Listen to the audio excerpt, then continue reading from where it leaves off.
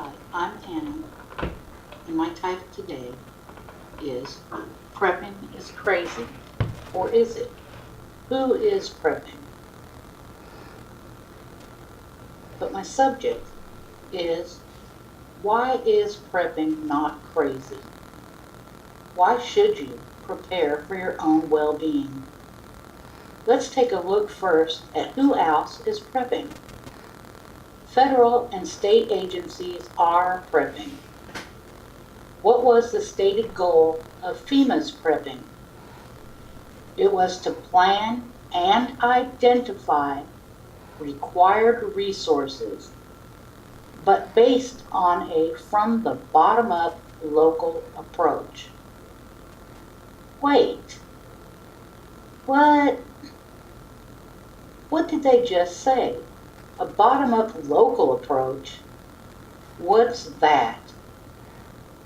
Oh, okay. They must mean my home state of Tennessee. Let's go to Ready, Tennessee. Ready, Tennessee is the Tennessee Emergency Management Agency website. Surely they will be there to rescue us in a disaster. They've been prepping too. Their website says, Ready, Tennessee promotes preparedness and provides situational awareness in Tennessee. Yay! See, I told you they have us covered. We don't need to prep. We can sit back, relax, and carry on as usual. What does our bottom-up local approach in Tennessee say we should do? Ready, Tennessee says, emergency preparedness is an individual responsibility. Wait, what? Wait a minute. Emergency preparedness is an individual responsibility? The federal government isn't going to be able to prep for us? The state governments also aren't going to be able to prep for us either? They both say it's up to those on the bottom up to do our own prepping. That's not all they have to say about it either.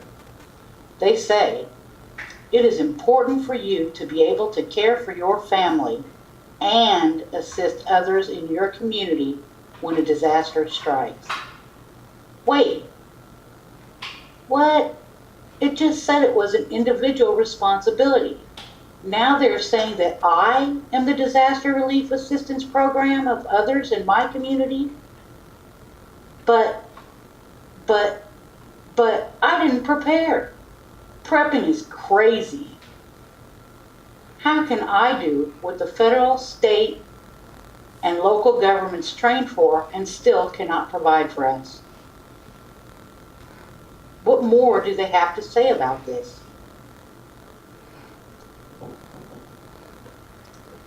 When individuals are better prepared, their community's emergency resources can stretch farther and are better able to assist those in dire need. I highly suspect those community emergency resources will be available.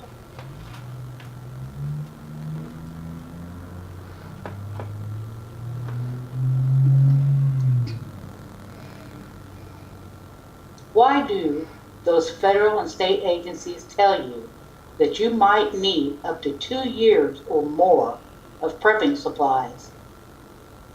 But actually, they don't. Officials recommend that Tennesseans have a disaster preparedness kit both in their homes and cars.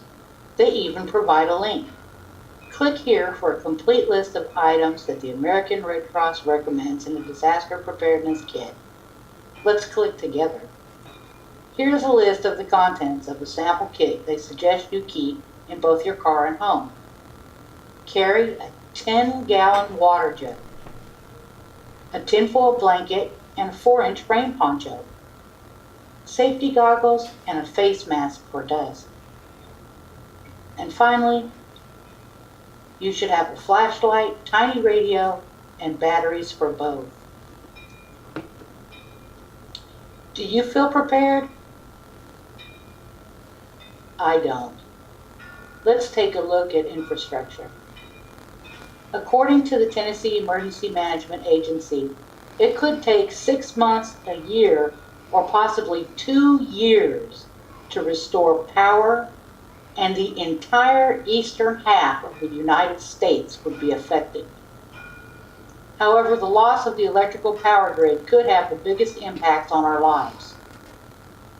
One problem is that many of the parts that make up the conductors that we deliver electricity to our homes are made overseas, and there is no surplus on hand should such a large area of the country's power grid be damaged.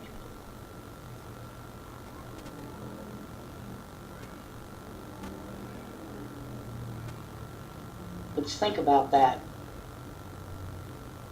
What if they refuse to sell to us?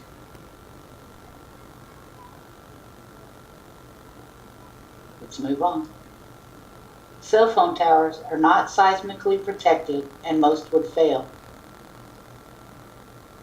There are 3 major natural gas pipelines that come through West Tennessee and Middle Tennessee. There will be ruptures, fires, and explosions. Very few of Middle Tennessee's pumping stations are protected against an earthquake. Residents could be without drinking water for weeks to months, or maybe years. I don't think the 10 gallons of water stored in your home and car are going to last you or your family that long. In Middle and West Tennessee combined, there are about 2,600 bridges. Those would be rendered unusable. Roads would likely have large fissures in them, or there could be sections washed out entirely. We haven't even gotten to some of the natural geological occurrences known to be associated with such large quakes in our area. Things like liquefaction, sinkholes, sand blows, thunder rocks, natural geological gases escaping from underground.